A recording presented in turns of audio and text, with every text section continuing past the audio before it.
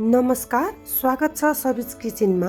आज म यहाँहरू माझ सजिलोसँग कसरी मेथीको टुसा उमार्न सकिन्छ भन्ने रेसिपी सेयर गर्न आएकी छु। आशा छ यहाँहरूलाई भिडियो मन पर्नेछ।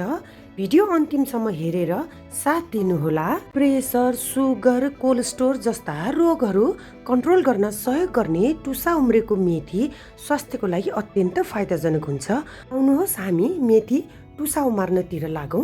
यसको लागि मैले सफासँग केलाएको 100 ग्राम मेथीलाई एउटा सफा बोलमा राखेँ। बोलमा राखेको मेथीलाई मैले सफा पानीले 4-5 पटक राम्रोसँग पखाल्नेछु।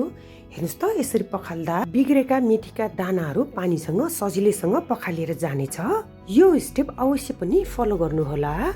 यसरी टुसा उमारेर पकाएको मेथी स्वादिलो हुनुको साथसाथै तितो पनि हुँदैन। हेर्नुहोस् त, बिग्रेका मेथीका दानाहरू अझ पनि पानीमा तैरिएर पखालिरहेका छन्। मैले लगभग 4-5 पानी मेथीलाई पखालिसकेको छु। मेथीको क्वान्टिटी हजुरहरूले आफ्नो आवश्यकता र इच्छा अनुसार लिनुहोला। यसरी मेथीलाई राम्रोसँग पखालिसकेपछि यसलाई रातभरिको लागि भिज्नको लागि छोडिदिनेछु। हेर्नुहोस् त, यो भोलिपल्ट मेथी भिजाएको पानी आवश्यक छ भने हजुरहरूले यो पानी प्रयोग गर्न सक्नुहुन्छ। रातभरि मेथी भिजाएको पानीमा मेथीका सबै गुणहरू हुने हुनाले यो पानी अत्यन्त लाभदायक हुन्छ। हेर्नुहोस् त, मेथीलाई मैले 2-3 चोटि सफा पानीले पखालिसकेको छु। मेथी टुसा उमारेको तरकारीको रेसिपी मैले राखि नै सकेको छु। हजुरहरूलाई लिङ्क चाहिन्छ भने मैले डिस्क्रिप्सन बक्समा राखिदिनेछु।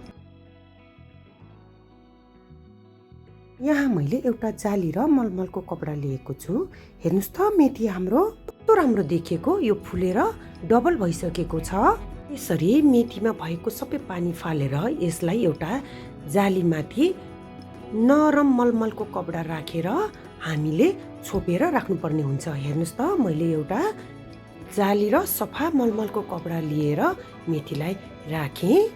यसमा भएको अलिअलि पानी पनि तैरेर जान्छ। यसरी जालीमा राख्दा तलबाट हावा लागेर टुसा छिटो उम्रिने पनि गर्दछ। हेर्नुहोस् त, मैले माथिबाट एउटा प्लेटले छोपेर राखेँ।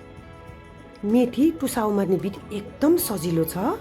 हेर्नुहोस् त, भोलिपल्ट मैले यो प्लेटलाई झिकेर खोलेर हेरेँ। यो तेस्रो दिन हो। हेर्नुहोस् त, हाम्रो मेथीमा सानो सानो टुसाहरू आइसकेको छ। हामीले जालीमा राख्यौँ भने यो छिटो टुसा उम्रिने गर्दछ। कस्तो राम्रो देखिएको हाम्रो मेथी। यसरी अलिअलि टुसा उम्रेको मेथीलाई मैले सफा पानीले फेरि पनि एकचोटि पखालेँ। पखालिसकेपछि हामीले मेथीलाई कपडाले फेरि पनि पोको पारेर एउटा प्लेटले माथिबाट ढाकेर रातभरिको लागि छोडिदिनु पर्ने हुन्छ। जस्तो यसमा भएको अलिअलि पानी पनि तैरिएर जालीबाट जानेछ। अब यो चौथो दिन हो। मैले प्लेट झिकेर कपडा खोलेर हेरेँ। आहा, हेर्नुहोस् त, टुसा लामो लामो भएर पलाइसकेको छ। कस्तो राम्रो देखिएको हाम्रो मेथी। छैन त सजिलो मेथीमा टुसा उमार्न। आज चौथो दिन पनि हामीले माथिबाट अलिअलि पानी छर्किएर मेथीलाई फेरि पनि त्यही कपडाले पोका पारेर प्लेटले छोपेर रातभरि राख्नेछौँ। हेर्नुहोस् त, यो मेथी टुसा उमार्न लगभग 7-8 दिन लाग्नेछ।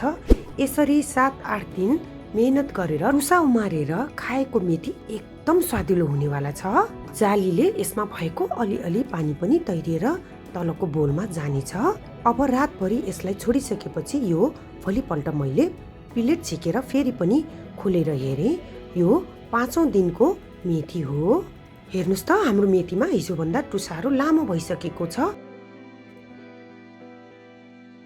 यो हिजोको भन्दा बढी भइसकेको छ क्वान्टिटीमा। मैले माथिबाट पानी छम्केर यसलाई फेरि पनि टुसा अझ लामो होस् भनेर कपडाले पोका पारेर छोपेर रातभरिको लागि राख्नेछु।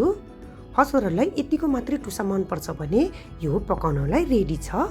तर मलाई अझ लामो टुसा मनपर्ने भएर मैले यसलाई अझ 2 दिन बढी राख्नेछु। हेर्नुहोस् त, मैले पोको पारेर प्लेटले छोपेर राखेँ। अब भोलिपल्ट यानि कि 6औं दिन मैले प्लेट झिकेर हेर्नेछु हाम्रो मेथीमा टुसा कतिको लामो भयो भनेर। शरीरको इम्युनिटी पावर बुस्ट गर्ने टुसा उमारेको मेथी दिनको 1 कचौरासम्म खान मिल्छ। हेर्नुहोस् त मेथीमा हिजोको भन्दा लामो भइसकेको छ टुसा। यो छैठौँ दिन हो। आहा हेर्नुहोस् त कस्तो राम्रो देखिएको हाम्रो मेथी। मैले हातले झिकेर पनि हेरेँ, मेथीमा टुसा एकदम लामो लामो भएर यो एकदम राम्रो देखिसकेको छ। हेर्नुहोस् त आहा यो त एकदम टुसाले भरिएको राम्रो भएको छ मेथी। हजुरहरूलाई कस्तो लागिरहेको छ? मेथीमा टुसा अझ लामो होस् भनेर सफा पानीले पखालेर या पानी छम्केर मैले कपडामा पोका पारेर प्लेटले छोपेर फेरि पनि 1 रातको लागि मेथीलाई राख्नेछु। यो बिल्कुल अप्सनल हो। मेथी हाम्रो रेडी छ खानको लागि। हजुरहरूले मजाले मेथीको तरकारी बनाएर खान सक्नुहुन्छ। मैले चाहिँ 1 दिन एक्स्ट्रा अझ राख्नेछु टुसा अझ लामो होस् भनेर। क्याल्सियम र म्याग्नेसियम हुने टुसा उम्रेको मेथीले हाम्रा शरीरका हड्डीहरूलाई बलियो बनाउन पनि सहयोग गर्ने गर्दछ। जस्तो मैले फेरि पनि 1 रातको लागि मेथीलाई राखेँ।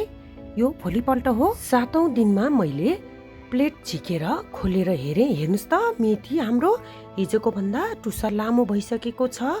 यो अझ राम्रो देखिएको छ।